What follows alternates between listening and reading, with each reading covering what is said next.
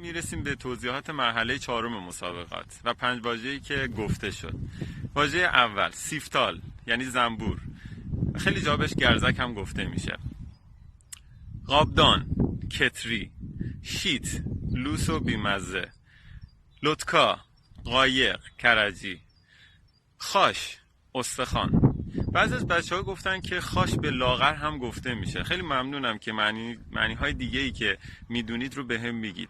اما دوستان یه نکته رو باید توجه داشت که لغات‌ها رو اگه بخوایم تو جملاتشون معنی کنیم خیلی معنی‌ها میتونن بدن. مثلا یه جمله مثلا انگی ان خاشه، یعنی اینو میگی این استخوانه، ولی چون به فرد لاغری داره اطلاق میشه معنی لاغر رو در جمله گرفته، ولی خود کلمه خاش همون معنی استخوان رو میده.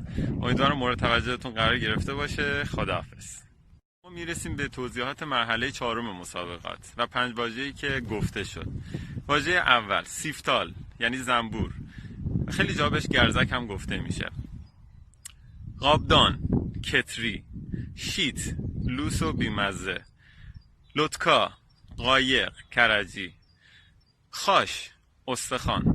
بعضی از بچه‌ها گفتن که خاش به لاغر هم گفته میشه. خیلی ممنونم که معنی‌های دیگه‌ای که میدونید رو بهم میگید.